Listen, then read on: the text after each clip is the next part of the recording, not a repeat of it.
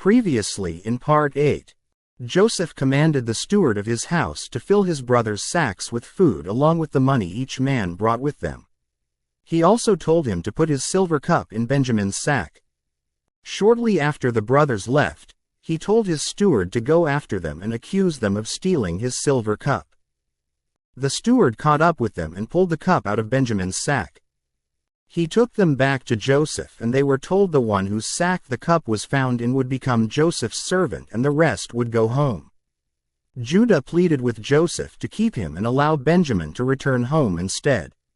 He feared what it would do to Jacob. The story of Joseph. Part 9. Joseph reveals his identity. Genesis chapter 45. Then Joseph could not control himself before all those who stood by him. He cried, "Make everyone go out from me." So no one stayed with him when Joseph made himself known to his brothers. And he wept aloud, so that the Egyptians heard it, and the household of Pharaoh heard it. And Joseph said to his brothers, "I am Joseph. Is my father still alive?" But his brothers could not answer him, for they were dismayed at his presence. So Joseph said to his brothers, "Come near to me, please." And they came near, and he said, "I am your brother, Joseph, whom you sold into Egypt. And now, do not be distressed or angry with yourselves, because you sold me here. For God sent me before you to preserve life. For the famine has been in the land these 2 years, and there are yet 5 years in which there will be neither plowing nor harvest. And God sent me before you to preserve for you a remnant on earth, and to keep alive for you many survivors. So it was not you who sent me here, but God. He has made me a father to Pharaoh, and lord of all his house, and ruler over all the land of Egypt. Hurry and go up to my father and say to him, 'Thus says your son, Joseph, God has made me lord of all Egypt. Come down to me, do not tarry. You shall dwell in the land of Goshen, and you shall be near me, you and your children and your children's children, and your flocks, your herds, and all that you have. There I will provide for you, for there are yet 5 years of famine to come, so that you and your household and all that you have do not come to poverty.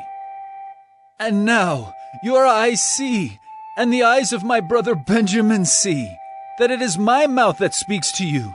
You must tell my father of all my honor in Egypt, and of all that you have seen. Hurry, and bring my father down here." Then he fell upon his brother Benjamin's neck and wept, and Benjamin wept upon his neck. And he kissed all his brothers and wept upon them. After that, his brothers talked with him. When the report was heard in Pharaoh's house, "Joseph's brothers have come," it pleased Pharaoh and his servants. And Pharaoh said to Joseph, "Say to your brothers, 'Do this.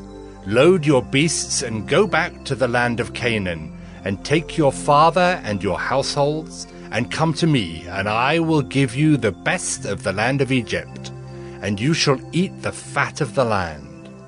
And you, Joseph, are commanded to say, 'Do this. Take wagons from the land of Egypt for your little ones and for your wives, and bring your father and come. Have no concern for your goods, for the best of all the land of Egypt is yours.'"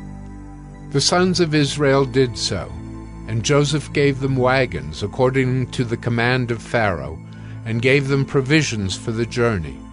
To each and all of them he gave a change of clothes. But to Benjamin he gave 300 shekels of silver and 5 changes of clothes.